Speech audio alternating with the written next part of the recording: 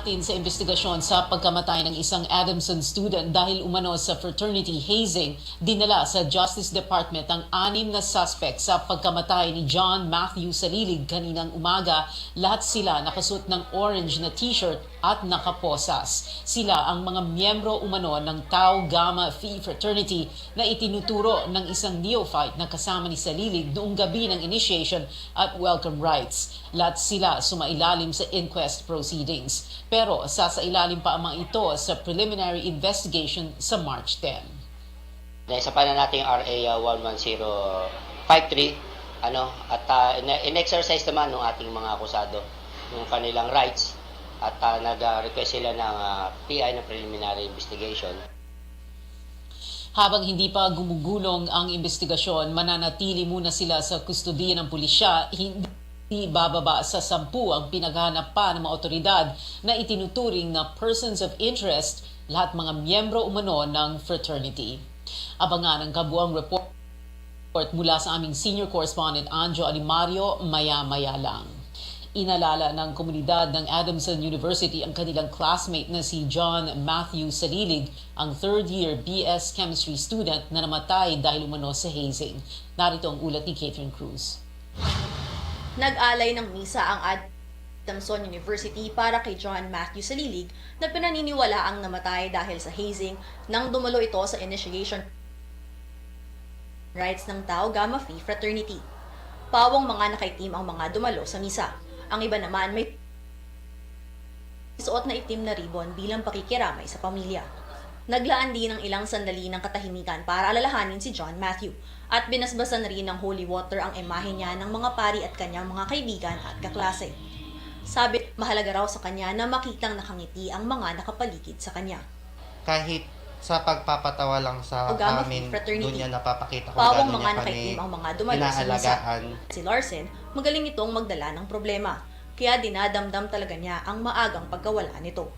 Sobrang nakakalungkot po na ganito po yung sinapit ng kaklase namin. Though hindi niya po kasi talaga deserve yung nangyari sa kanya. Sobrang sakit po talaga sa aming mga classmate niya na ganun po, na wala siya ng dahil sa frat. Giit ni Father Marcelino Manimtim na presidente ng Adamson University, hindi raw pinapayagan ang pag-ooperate ng mga fraternity sa eskwelahan. Pero hindi raw nila makokontrol ang mga aktibidad ng mga mag-aaral sa labas ng universidad. Iimbestigahan daw nila ang pagkamatay ng kanilang estudyante. We can't do anything about them because their activities is outside us. We have to take action in the case of John Matthew because our student has been involved, and we owe it to the community to have the feeling of safety, that they are safe not only within but also as much as we can even outside of the university. Titiyakin din daw ng pamunuan ng Adamson University na ma-e-expel sa universidad ang mapapatunayang may kinalaman sa pagkamatay ng kanilang estudyante. Ipinagbabawal ang kahit anong klase ng hazing, physical o psychological, alinsunod sa Republic Act 11053 o Anti-Hazing Law. Ang lahat ng nagplano at lumahok sa hazing ay maaaring parusahan ng pagkakakulong at pagbabayad ng hindi bababa sa 1 milyong piso. Catherine Cruz, CNN Philippines. Naiuwi na sa Zamboanga City ang mga labi ni Salilig kaninang umaga. Ayon sa Facebook post ni Zamboanga City Mayor John Dalipe, sinalubong ng pamilya ni Salilig ang kanyang mga labi at dinala sa La Merced Veterans kung saan ito ibuburol kasama ang kanyang lolo na namatay lang noong nakaraang linggo. Nakikiramay naman si Pangulong Marcos sa pamilya ng biktima at nangakong bibigyan sila ng hustisya. Ayon kay Ginoong Marcos, walang lugar ang karahasan sa mga eskwelahan at sa mga organisasyong nasa ilalim ng mga ito. Nag-alok naman ng 500,000 pisong pabuya si House Speaker Martin Romualdez para sa anumang impormasyon na makapagtuturo sa mga may kinalaman sa pagkamatay ni Salilig. Para sa co-author ng Anti-Hazing Law of 2018, walang kailangang baguhin sa batas. Ayon kay Congresswoman Bernadette Herrera D., kailangan lang paigtingin ang pagbabantay laban sa hazing. At ito, anya, ay responsibilidad at pananagutan ng mga paaralan. already amended this law.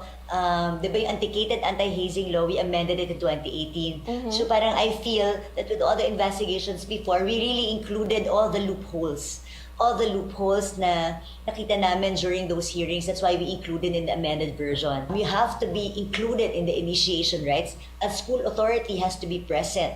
And this is negligence on your part if there are initiations that happen in your area without your knowledge. Hindi pabor si Herrera na ipagbawal ang fraternities at sororities kasunod ng pagkamatay ni John Matthew Salilig na pinaniniwala ang biktima ng hazing, sang-ayon dyan ng isang dating congressman na may akda rin ng batas. You know, under the Constitution, every Filipino has the right to associate themselves, and therefore, you cannot just say that they should be banned.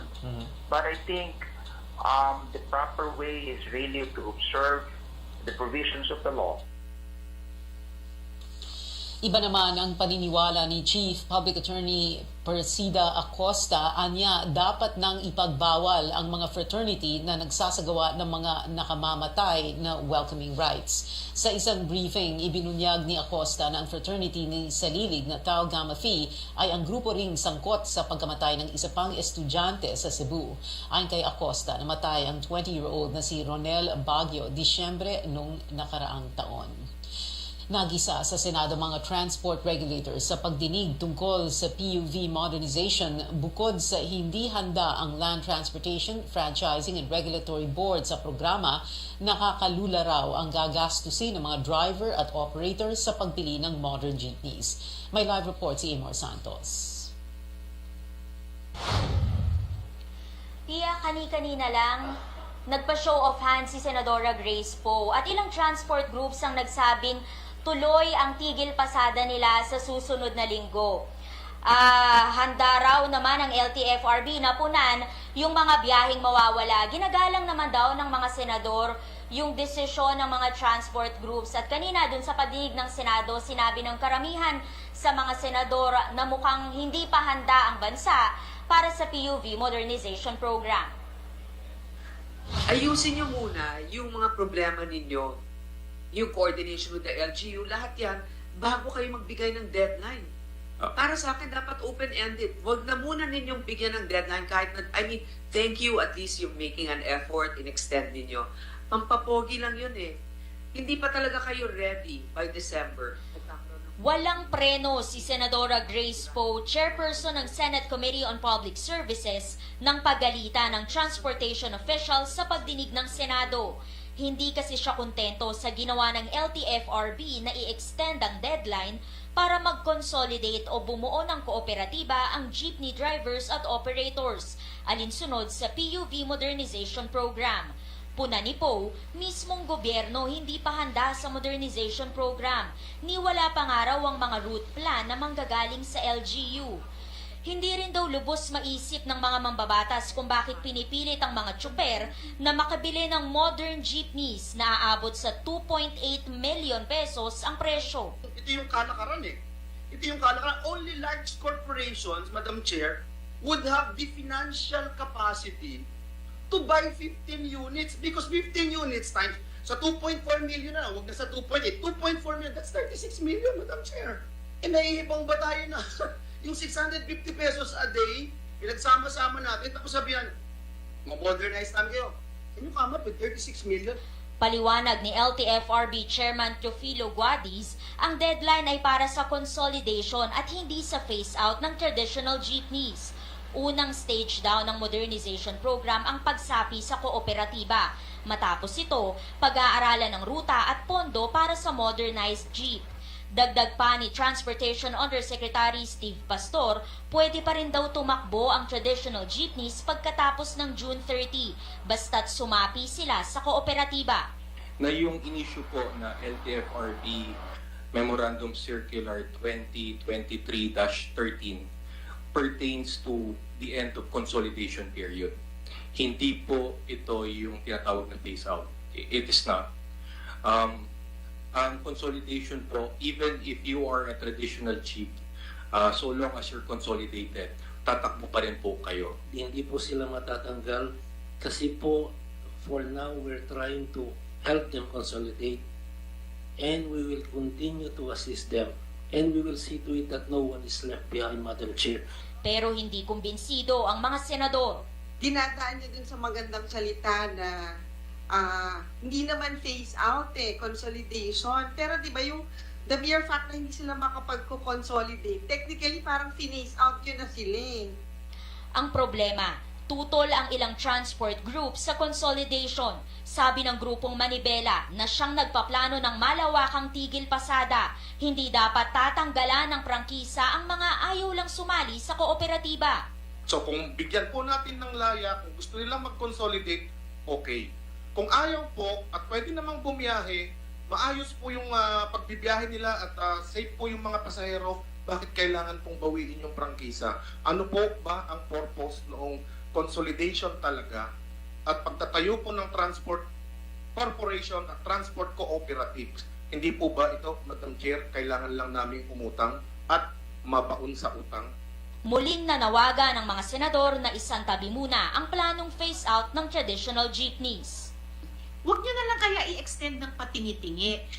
Sabihan nyo na kaming lahat, with all the stakeholders' input, ganong kahabang panahon talaga kailangan para maayos at kumpletong maganap ang isang PUV modernization program. Pia, sa ngayon, nasa 6,814 pa lang daw ang tumatakbong modern jeep. Malayong-malayo doon sa target na higit 100,000. Nanindigan si Transportation Secretary Jaime Bautista na kailangang mag-set ng deadline para dito sa modernization dahil kung hindi, wala raw susunod at hindi mai-implemento, hindi maipapatupad ang PUV modernization program. Balik sa'yo. Maraming salamat sa iyo, Amor Santos. Susunod, Malaysian Prime Minister nakatanggap ng parangal sa huling araw ng pagbisita niya sa Pilipinas. At Filipino content creator Bretman Rock nasa Pilipinas para sa kanyang book launch. Magbabalik ang Newsnight.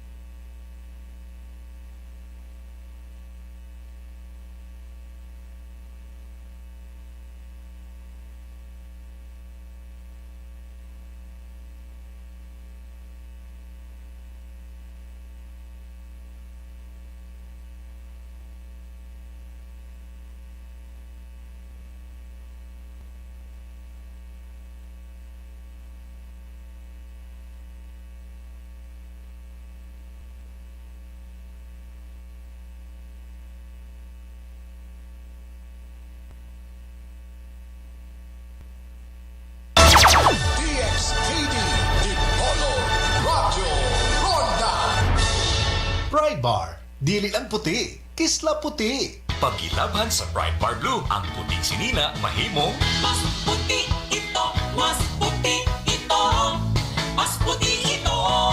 Sa Pride Bar Blue, pwedeng dili na ko magtina, anyel o bleach. Kay ang Pride Bar Blue, dunay power whitener nga sagumsub sa matag hibla. Mao nga sinina, kisla puti ug humok pa sa kamot. Mas puti ito, mas puti ito, mas puti ito. Pride Bar Blue with Power Whitener. Dili lang puti, kisla puti. Pride Bar. Manufactured by ACS Manufacturing Corporation. ISO certified. World-class quality. ACS. Si Mommy at si Washing Machine believe sa Pride Washing Machine Detergent. Hello, Washi! Hello, Mommy! Laundry day na naman! Ready ka na sa mancha, chocolate, putik, libag? Kaya yan ang Pride Washing Machine Detergent. May triple stain-away formula. Tanggal ang makapit, madikit, at malupit na dumit mancha. Easy ang labada. Mula noon hanggang ngayon. All you need is pride. All you need is pride. Pride Detergent. Manufactured by ACS Manufacturing Corporation. ISO certified. World-class quality. ACS. DXTD Dipolo Radio Ronda. Sa pagiging eksperto pagdating sa mga akda at buhay ng pambansang bayani ng Pilipinas. Isang espesyal na edisyon ng Noli Me Tangere ang iniregalo ni Pangulong Bongbong Marcos kay Prime Minister Anwar. Pero hindi rito natatapos ang koneksyon ng Prime Minister kay Rizal dahil isa rin ito sa mga naging dahilan kung bakit siya ginawaran ng honorary degree ng University of the Philippines kanina. Kinilala rin ang naging papel ni Anwar sa pagsusulong ng demokrasya at paglaban sa korupsyon at katiwalian sa Malaysia. Maraming salamat mula sa kaibuturan ng aking puso. Sa isang lecture, tinalakay naman ng Prime Minister ang mga magkakaparehong isyong kinakaharap ng Malaysia, Pilipinas at iba pang mga bansa sa ASEAN tulad ng seguridad pagdating sa supply ng pagkain, paglaban sa korupsyon at kahirapan. Nariyan din ang isyu ng ekonomiya kung saan dapat patuloy daw maghanap ng paraan ang mga bansa na umunlad ng walang naaagrabyadong mga individual. Asian economy is led by the phenomenal leapfrogging of China on the top in terms of growth ranking continues to gain attention. And ASEAN, not merely being within the region in geographical terms, it is also strategically linked within the framework of a rule-based multilateral trading system that is now bolstered by the world's largest FTA, namely RCEP. Hindi rin pinalampas ni Anwar ang pagkakataon na igiit ang kanyang posisyon hinggil sa krisis na nararanasan sa Myanmar. And we must build a new consensus to effectively deal with the outrageous violations of human rights, blatant disregard for the rule of law in Myanmar. Para sa first-year public administration student na si Kendrick Kwang, malaking inspirasyon si Anwar sa mga susunod na henerasyon. Umaasa rin siyang hudyat ang pagbisita ni Anwar ng mas matibay na relasyon sa pagitan ng Pilipinas at Malaysia. Watching him live was truly incredible. With so much conflict around the world, diplomacy between countries is like super important. It's essential right now. I hope that it will help our economy too, right? I mean, right now we're slowly recovering from the pandemic. Tutulak na pabalik si Anwar sa kanyang bansa ngayong araw at inaasahang bibisitahin niya rin ang iba pang mga bansa sa Southeast Asia tulad ng Vietnam at Cambodia. Si Anwar ang ikasampung Prime Minister ng Malaysia at kauna-unahang Head of State na bumisita sa Pilipinas mula nang maluklok si Pangulong Marcos sa pwesto. Tristan Udalo, CNN Philippines. Nag-reunion sina dating Pangulong Joseph Estrada at Malaysian Prime Minister Anwar Ibrahim kagabi. Si ERA pang nag-host ng kanilang pagkikita. Sinabi ni Senator Jinggoy Estrada na malalim ang samahan ng kanyang ama at ng Malaysian leader. Nabuo raw ang kanilang pagkakaibigan noong Vice Presidente si ERA habang Deputy Prime Minister si Ibrahim. 2018, huling nagkita ang dalawa. Halos 60 Pilipino ang naharap sa parusang kamatayan sa Malaysia. Batay sa datos ng Foreign Affairs Department, 56 ang nasa death row doon. Karamihan sa kanila, ang kanilang kaso ay murder, drug trafficking at panlulusob sa Sabah noong 2013. Sinusubukan daw ng DFA na makakuha ng pardon para maisalba ang mga Pilipino. Marami po sa kanila nandun sa disputed territory natin ng Sabah. Ito ho yung mga kababayan natin na sometimes they illegally cross the border and go may bangka and go to the other side. And doon sila nagkakaroon ng kabuhayan and they start having families. Marami hong murder and drug related. Lahat po sila finally executory na. And the only possible remedy that we can have with them is pardon. And this is what we're working well with our embassy in KL, and of course through our legal detainers. Nasa death row rin ang 6 na Pinoy sa United Arab Emirates habang 5 naman sa Saudi Arabia. Sa kabuuan, 83 Pinoy ang naharap sa death row or nasa death row sa buong mundo. Balita sa ibayong dagat, pumalo na sa 43 ang death toll sa salpukan ng 2 tren sa Thessaly, Greece noong Martes. Bumuhos ang pakikiramay sa mga biktima ng malagim na aksidente. Nag-aalay ng mga bulaklak at kandila ang mga taga-Greece. Nagdeklara na ng 3-day mourning period sa bansa. Naka-half-staff naman ang mga bandila rito at maging sa mga bansang kabilang sa European Union. Ayon sa mga otoridad, higit 57 ang sugatan sa banggaan ng isang passenger train na may sakay na 350 katao at isang freight train. Mula sa kabiserang Athens, ang passenger train ng kumpanyang Hellenic Train at patungo sa ng Thessaloniki, ang pangalawa sa pinakamalaking syudad sa Greece. Sabi ng Prime Minister ng Greece, human error ang sanhi ng trahedya. Nagsasagawa na ng preliminary investigation sa aksidente.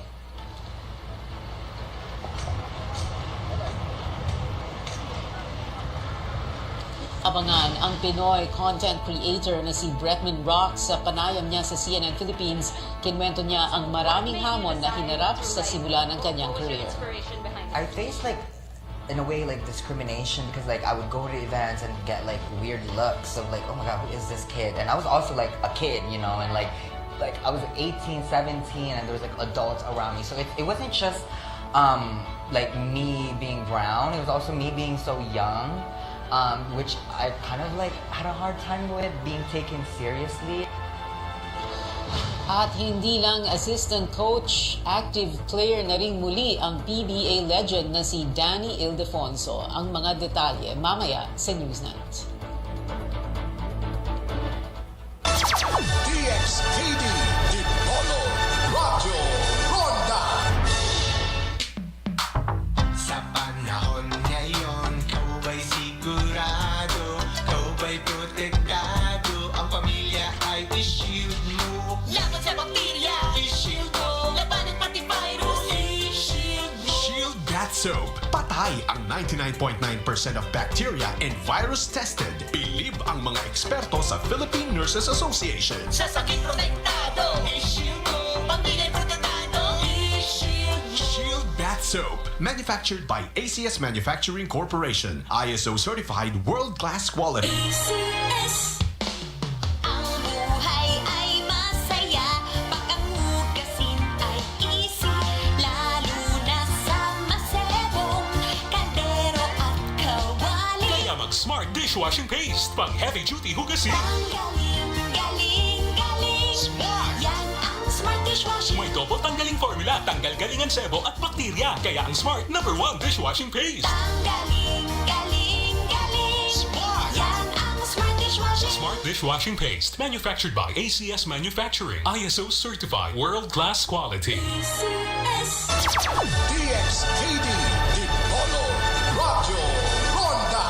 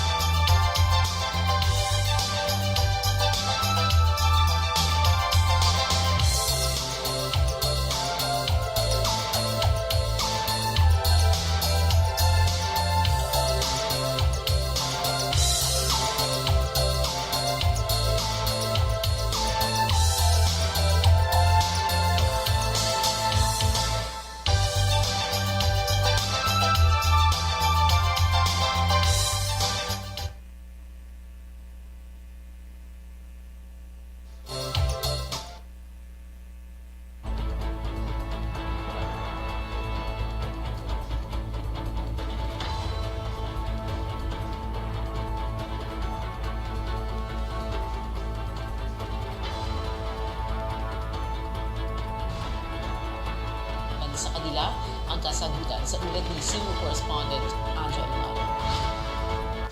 Pasado alas 10 ng umaga nang dalhin ng Binyan Police ang dalawa sa mga suspect sa hazing death ng Adamson student na si John Matthew Salilig sa Department of Justice. Isang oras ang lumipas, sunod na dumating ang 4 pang iba. Lahat sila nakasuot ng orange na t-shirt at nakaposas. Sila ang 6 na miyembro ng Tau Gamma Phi Fraternity na itinuro ng neophyte na kasama ni Salilig noong gabi ng initiation at welcome rites. Na miyembro ng Tau Gamma Phi Fraternity na itinuro ng neophyte na kasama ni Salilig noong gabi ng initiation at welcome rites. Lahat sila ay sumailalim sa inquest proceedings pero sasailalim pa ang mga ito sa preliminary investigation. Ang ating mga akusado, yung kanilang rights at nag-request sila ng PI na preliminary investigation. Habang hindi pa gumugulong ang investigasyon, mananatili muna sila sa kustodiya ng pulis. Ayon sa inisyal na investigasyon, dumalo sa Salilig ng welcome rights pero di kinaya ang maraming beses na pagpalo sa kanya. Base sa autopsy ng pulisya, severe blunt force trauma to the lower extremities ang ikinamatay ni Salilig. Natagpuan ng kanyang bangkay na nakabaon sa isang bakanting lote sa Imus, Cavite. Ang ating pong complainant, isa po yung kapatid ng ating deceased victim. At yung isa naman po yung ating complainant survivor naman po. Kasama rin sa sinampahan ng reklamo ang tatay ng may-ari ng sasakyan na ginamit ng mga kasamahan ni Salilig. Dahil naman sa obstruction of justice. Hindi bababa sa 10 ang pinaghahanapan ng pulis na itinuturing na persons of interest, lahat mga miyembro ng fraternity.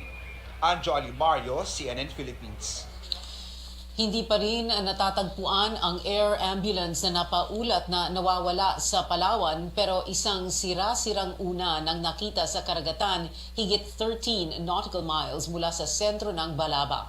Pagmamay-ari umano ito ng pasyenteng sakay ng naglahong chopper na Yellow Bee ayon sa tiyuhin ng pasyente. Nauna nang nahanap ng search and rescue team ang isang gas tank na palutang-lutang din sa dagat at pinaniniwala ang mula sa nawawalang helicopter. Ayon sa Civil Aviation Authority, 5 ang sakay ng air ambulance, kabilang dito ang pasyente at 2 niyang kasamahan, ang piloto at ang nurse. Sinundo raw ng chopper ang pasyente sa Mangsi Island sa liblib na bahagi ng bayan ng Balabac. Pero pasado alas 12 ng tanghali ay hindi na raw ito makontak habang patungo sa Southern Palawan Provincial Hospital sa Brooks Point. Nag-deploy na ng mga tauhan ang Coast Guard para tumulong sa paghanap. Naibaba na mula sa crash site ang mga labi ng 3 sa 4 na pasahero ng Cessna plane na bumagsak malapit sa crater o kaldero ng Mayon Volcano sa Albay ay kay Kamalig Mayor Carlos Irwin Baldo. Nasa barangay Anoling ang 3 labi habang inaantabayanan na ang pagbaba sa ika-4 at huling bangkay. Nauna nang sinabi ni Baldo na 20 responders ang nagtulong-tulong para ma-retrieve ang katawan ng mga biktima sa kabila ng masamang panahon at masukal na daan pababa ng bulkan. Nakatakdang i-turn over ang mga labi sa Philippine National Police. February 18 nang lumipad ang Cessna plane mula Bicol papuntang Maynila, sakay nito ang 2 Australian national at 2 Pilipino. Mga empleyado at consultant sila ng geothermal firm Energy Development Corporation. February 19 ang matukoy ang pinagbagsakan ng aircraft sa Mayon. Tuloy ang tigil pasada ng grupong Manibela sa susunod na linggo. Patuloy ang paghanda ng MMDA at mga lokal na pamahalaan sa Metro Manila para matulungan ang mga maapektuhang commuter. May ulat si George Cahiles. Sa susunod na linggo, tatangkain ng grupong Manibela na iparalisa ang pampublikong transportasyon sa pamamagitan ng tigil pasada. Bagay na pinaghahandaan ngayon ng MMDA at mga pamahalaang lokal sa Metro Manila. Mas mabuti na po yung handa tayo kaysa naman mabulaga tayo na maparalisa yung public transport nang hindi tayo nakapaghanda. Magagalit po ang tao sa atin pag gano'n. Pinag-aaralan na raw ng MMDA kung kakailanganing suspendihin ang number coding sa Lunes. Ihahanda na rin daw ng ahensya at ng mga LGU ang mga sasakyan na maaari nilang gamitin para magbigay ng libreng sakay sa mga commuter. Isang coordinated dispatch system din ang kanilang gagawin para makatugon kung kukulangin ang mga pampublikong sasakyan saan man sa Metro Manila. We will coordinate with the 17 LGUs kung saan magkaroon ng problema at sabi nga ni Chairman, hindi lilimit ng bawat LGU yung kanilang resources sa kanilang city lamang, kundi they are ready to augment other cities. Isa sa mga kahilingan po yan ng mga transport groups na hindi sasama doon sa strike na huwag kaagad i-deploy yung libreng sakay dahil sila naman po yung mapuperwisyo dahil magkakagastos sila, makawalang pasahero dahil malamang sasakayan sa libre. Nakahanda na rin daw ang security measures sa tulong ng mga pulis at militar kung magkakaroon ng kaguluhan. Iniiwasan daw kasi nila na magkasakitan sakaling tumindi ang tensyon sa araw ng protesta. Ang concern noong mga hindi sasama sa tigil pasada ay may mga instances kasi before na hinaharang sila ng mga ralista, bubutasin yung kanilang gulong. Yun lamang po yung concern nila na sana sa hindi nila pagsama dito sa welga na ito ay maproteksyonan sila sa kanilang pagbiyahe. Ayon kay San Juan City Mayor at Metro Manila Council Chairperson Francis Zamora, nakahanda silang kansilahin ng mga klase sa paaralan kung kinakailangan. We will play it by ear, no? Mararamdaman man natin kung matutuloy ba o hindi o kung gaano kalaki magiging epekto nito. Sa huli, umaasa raw ang MMDA at mga LGU na magkakaroon ng dialogo sa pagitan ng transport group at mga otoridad para mapag-usapan ang kanilang mga hinaing at hindi na mauwi pa sa tigil pasada. George Cahiles, CNN Philippines.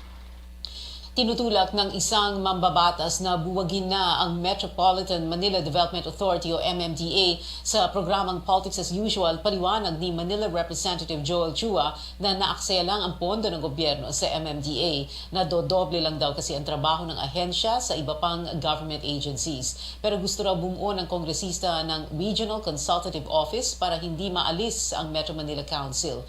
Ang MMC raw kasi ang magiging tulay sa national government na dapat ay nasa ilalim ng Interior Department. All of the functions of MMDA are basically being done by the national government as well as the LGUs. So, and we are giving them so much amount of money for their budget, which is 10 billion pesos. Half of it, or more than half of it, coming from the local government. Shares of the local government, which is mandatory of 5%. Sang-ayon din ang urban planner na si Paulo Alcazare na mabuwag ang MMDA. Solusyon daw dyan ang right sizing ng Metro Manila sa 5 o 6 na grupo. In the late 1970s, the Metro Manila Authority under the planner Dinky Ainsadel went through an exercise of trying to redraw the borders of the 17 to something more efficient, and they actually came up, I believe, with 6 or 7 right-sized areas that could be covered much more efficiently than the 17. Mapapanood ang replay ng Politics as Usual sa Sabado, alas 9:30 ng gabi. Bukod sa maayos na work environment, work-life balance ang nasa wishlist ng mas maraming Pilipino ayon sa isang pag-aaral. Idedetalye yan ng aming correspondent na si Carrie Cater sa kanyang report. Tumutulong si Daisy sa pagpapatakbo ng restaurant ng kanyang kapatid sa Taguig.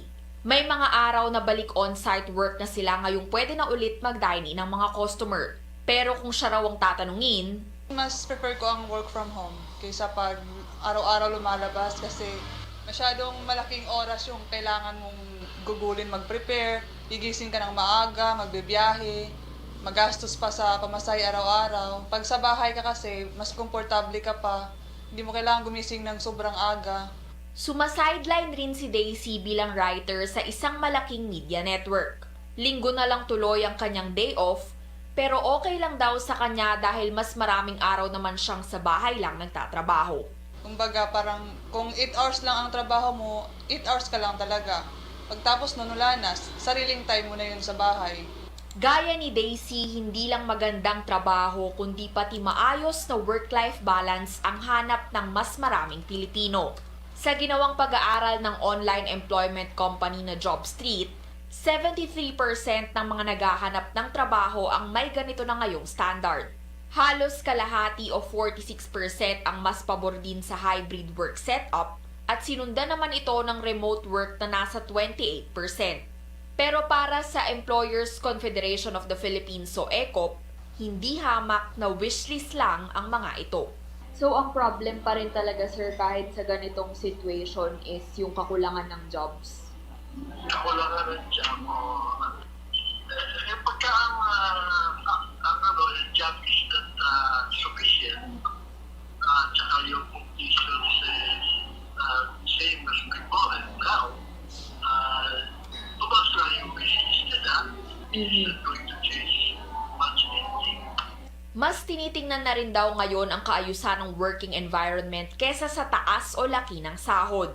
Ayon sa Job Street, naging prioridad ang mental health, bunsod ng 2 taon na work from home dahil sa pandemya. Punto ng ECOP, ang mga kumpanya o negosyo ang dapat na mag-adjust para tiyakin ang kalagayan ng mga empleyado. ECOP dapat ang kumpanya. Nga lang, ang sinasabi ko, yung mga micro, hindi naman maasahan yan talagang mag-invest mo kung may malaking kumpanya. Of course, they would like to improve the working condition. Giit ng grupo, ang pagpaparami pa rin ng mga trabaho ang dapat pagtuunan ng pansin ng gobyerno at mga employer para hindi na lang daw maging wishlist ang work-life balance. We have enough investment, maraming trabaho, magkaroon ng choice sa mga empleyado, kung sa sila magtatrabaho, para mabilisan yung mga employers na pagandahin ang working nila. Carrie Cator, CNN Philippines. Update naman tayo sa nangyaring oil spill sa Oriental Mindoro. Kinumpirma ng Philippine Coast Guard na may halo na ring industrial fuel oil ang taga sa katubigan ng bayan ng Nauhan. Kasunod niya ng paglubog ng motor tanker na Princess Empress na may kargang 800,000 liters ng industrial oil. Samantala, walang tigil naman ang pag-spray ng oil dispersant sa area. Sa shoreline assessment ng PCG, naobserbahan ang patse-patseng emulsified oil sa bayan ng Pinamalayan. Nakakalata rin daw ang langis sa 1 hektaryang katubigan malapit sa Sibale Island. Martes nang lumayag ang MT Princess Empress mula Bataan papuntang Iloilo sa kayang 20 crew, lumubog ito matapos mag-overheat ang makina. Bago dumating ang weekend, asahan ang maulan na panahon sa Visayas, Mindanao at ilang bahagi ng Luzon. Ayon sa Pag-asa, magdadala ng kalat-kalat na pag-ulan ng shear line sa Caragat, Davao Region. Pinag-ingat din ang mga residente sa posibilidad ng pagbaha at landslides. Maaari ring magkaroon ng panakanakang ulan sa Palawan, Visayas at Mindanao dahil sa shear line at sa localized thunderstorms. Posibleng ulanin din ang Cagayan Valley, Bicol Region, Aurora at iba pang mga lugar na naka-flash sa inyong screens. Dulot naman ito ng amihan.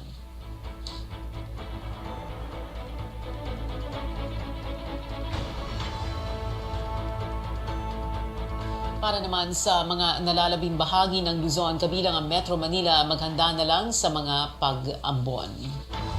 Susunod, ang inspirasyon sa kanyang ilalabas na aklat, ibabahagi ng Filipino content creator na si Bretman Rock.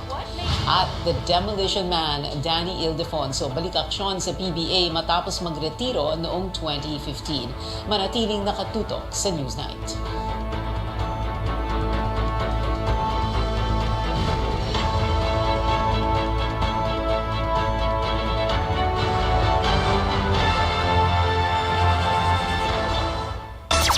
DXTV, Dipolo, Radyo, Ronda. Para di madaling masira ang ngipin ng pamilya, ngayon pala, Unique toothpaste for brushing every after kumain. Dahil ang unique toothpaste, may Max Protect formula. Ngipin ay Max Alaga, Max Protektado pa. Helps stop cavities even before they start, while keeping breath fresh with regular use. Unique toothpaste for brushing para siguraduhin ngipin ay Max Alaga, Max Protektado pa. Max Alaga, Max Protectado with unique toothpaste maximum fluoride protection. Manufactured by ACS Manufacturing. ISO certified world-class quality. ACS Star Wax, Star Wax Wax. Star Wax, Star Wax Wax. Always remember, sa paglinis, pakitawin ang sahig. Mrs. Star Wax Wax. Kitang na to the max. Star Wax ang #1 floor wax. Dunay waterproof formula. Bisan yabang ng tubig, mabalik ka sinamang sa loob.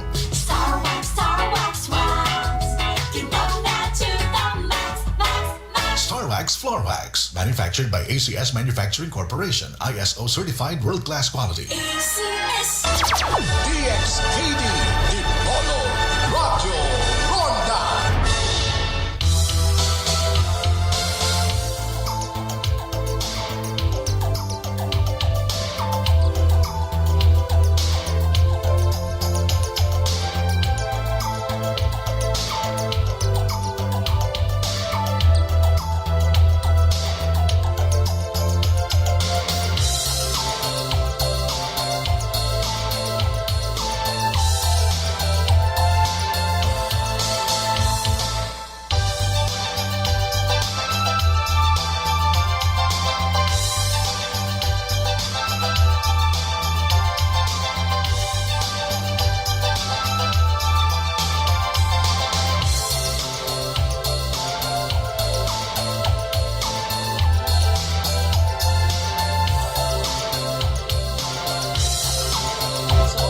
Taon matapos siyang magretiro sa liga, ini-activate ng Converge Fiber Xer si Ildefonso kung saan din siya nagsisilbing assistant coach ngayon. Pwede nang maglaro si Ildefonso bukas sa laban ng Converge kontra Meralco. Sa PBA memorandum na ipinost ni Converge head coach Aldin Ayo, ang 46-year-old big man ang 15th local player sa active list ng Fiber Xers. Si Demolition Man ang top pick ng San Miguel Beermen noong 1998 at naglaro roon hanggang 2013 kung saan siya nagwagi ng 8 championship, 5 Best Player of the Conference Award at 5 Mythical Team Selection. Kasama din siya sa 40 Greatest Players ng Liga, huling koponan ni Ildefonso Meralco Boats hanggang sa magretiro noong 2015. Siya na ngayon ang oldest active player ng Liga, kasunod sina Rafi Ravis at Reynel Hugnatan na 45 at 44 years old.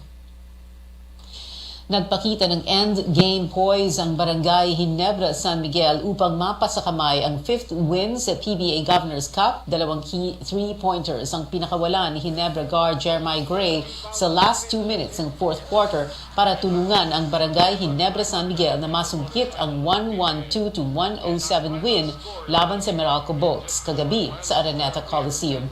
Main contributor para sa Ginebra si Filipino-German forward Christian Stan Hardinger na may near triple-double 31 points, 10 rebounds at 7 assists. Nasa 3rd place na ngayon ang Ginebra sa kartadang 5 wins at 2 losses.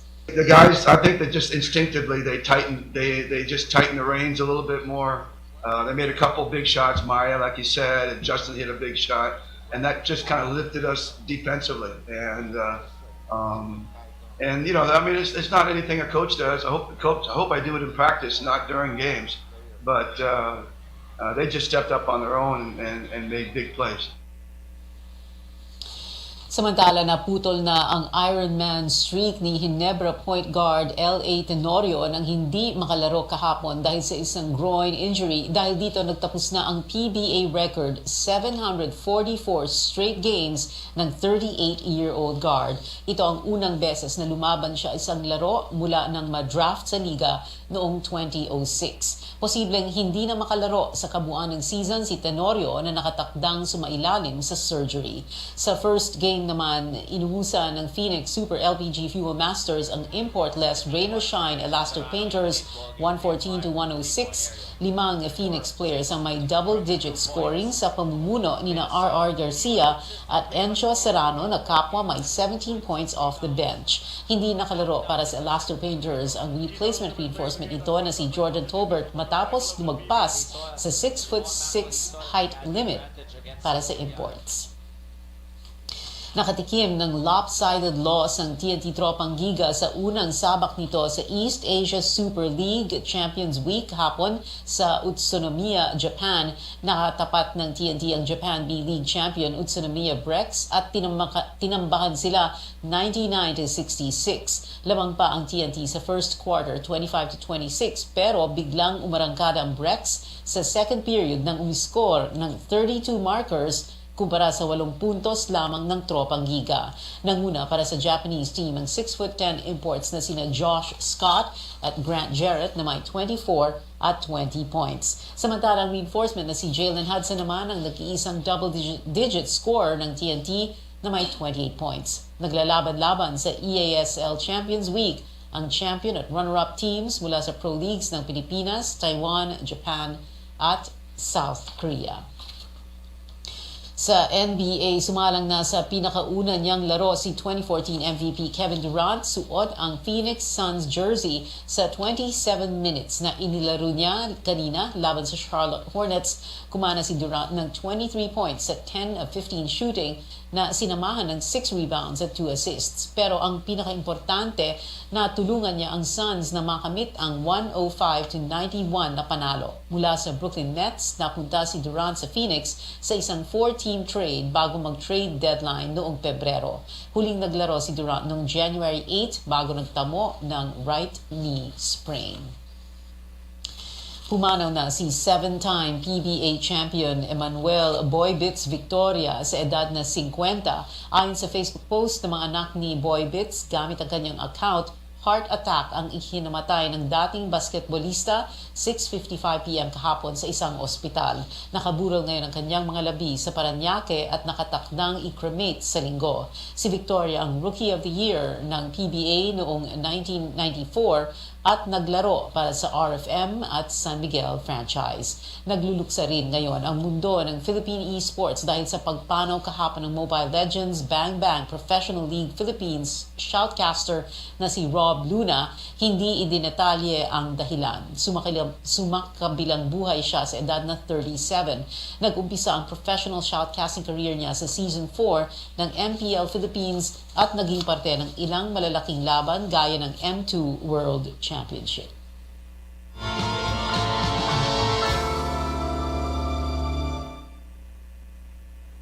Narito sa Pilipinas ang Filipino online sensation na si Bretman Rock para i-promote ang kanyang memoirs. Kinwento ng Hawaii-based YouTuber kung bakit espesyal ang bawat pag-uwi niya sa bansa. Ang mga detalye hatid sa atin ni Sam Sarwani. Sam?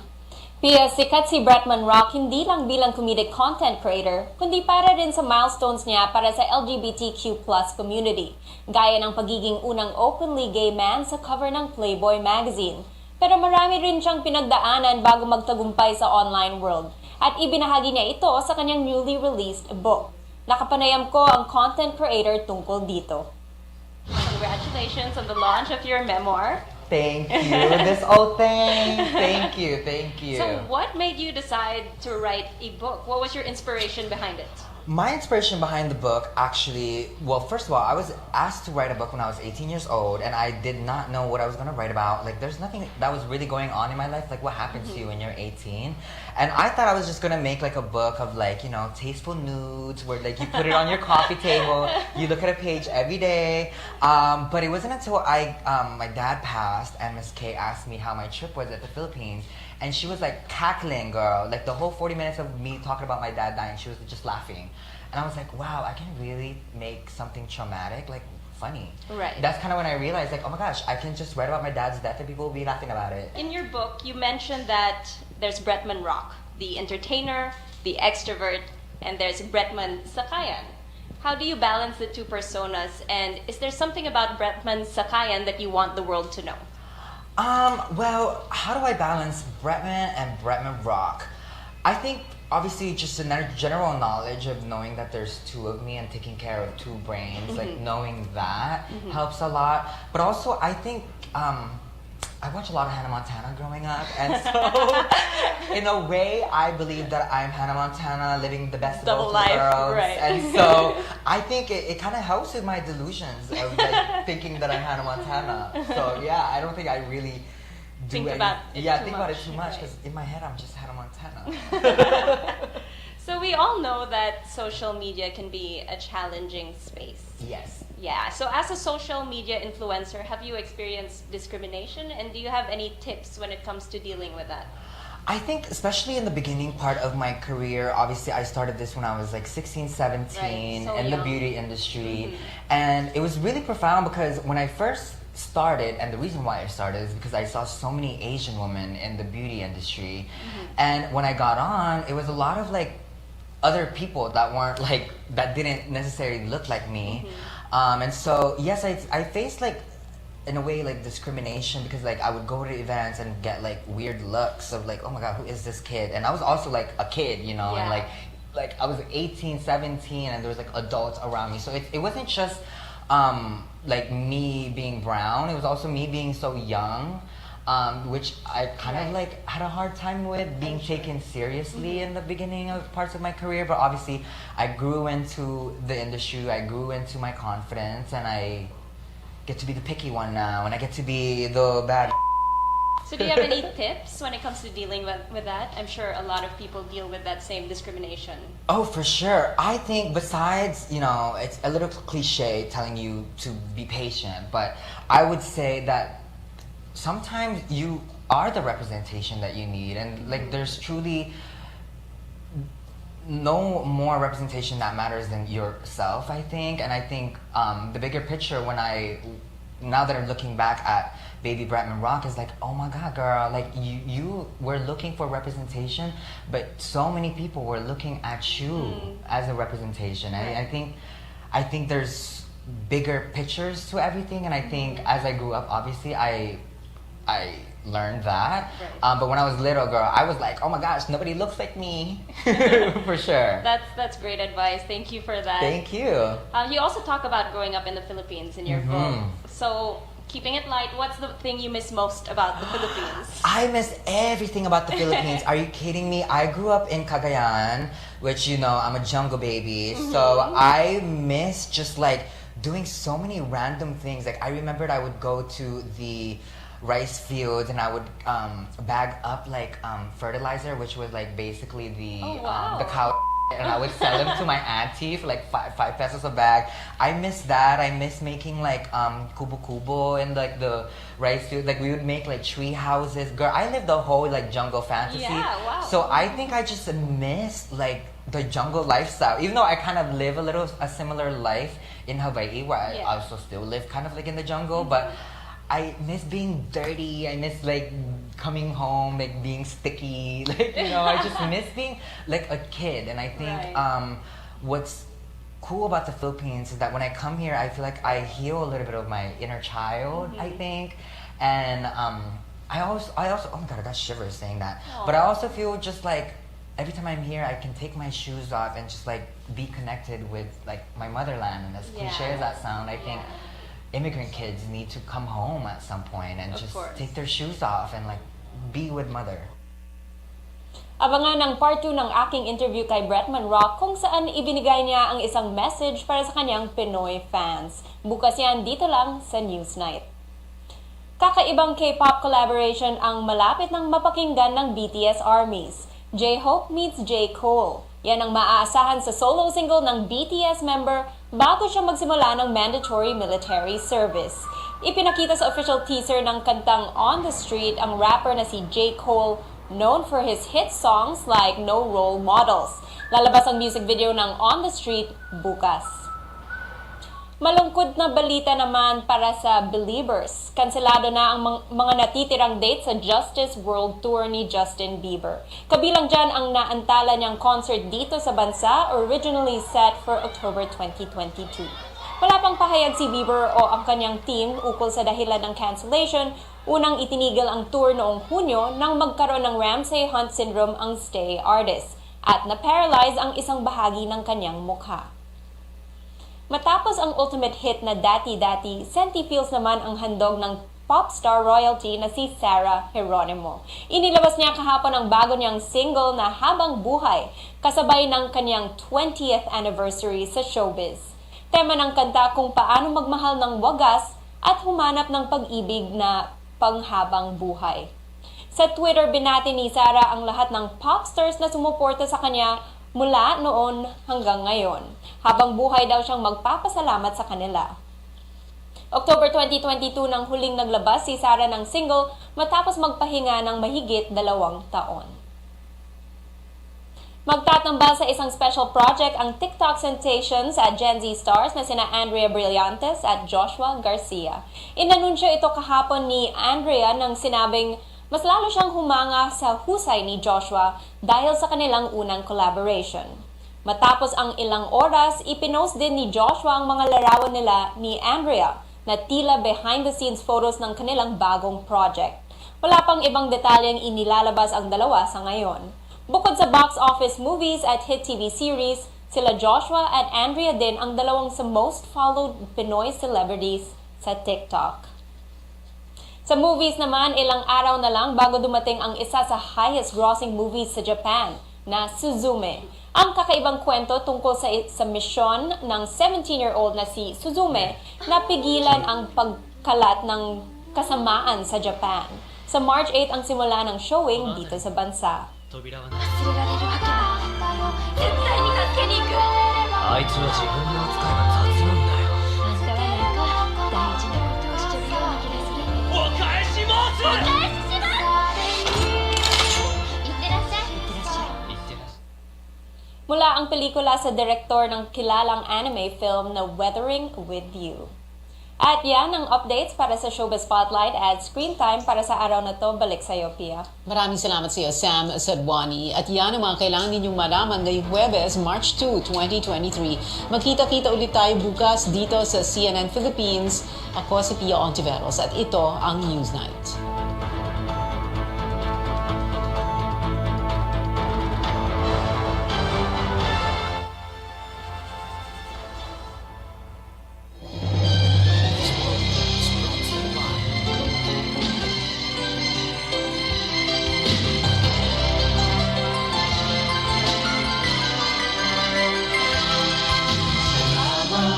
Salamat, hindi malilimutan ating pinagdaanan, ating pinagsamahan sa hirap at ginhawa, sa lungkot at saya. Salamat, salamat, salamat sa RPN. Noong simula pa lamang, kayo ang naging magulang. Sa aking bawat hakbang, tulong niyo'y tamang daan. Sa aking mga pagsubok, kayo'y laging tumutok. Kayo na ang laging kapay, hanggang sa magtagumpay. Salamat, salamat, hindi malilimutan.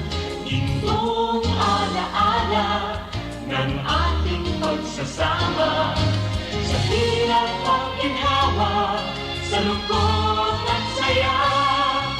Salamat, salamat, salamat sa RPN.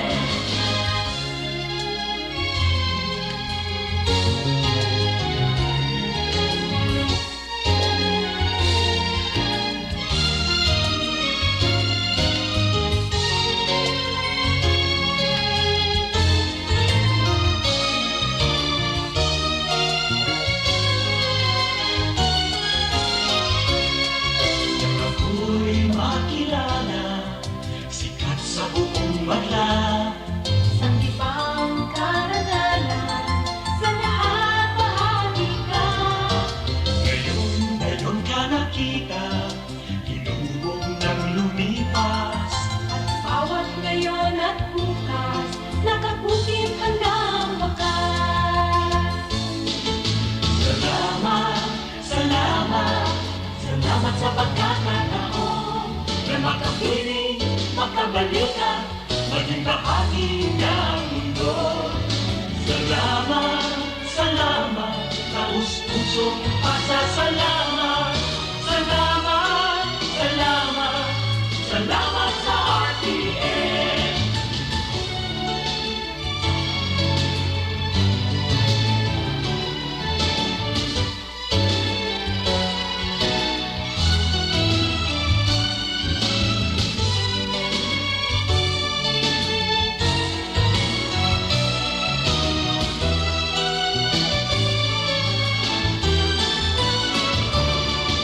Salamat, salamat, hindi malilimutan.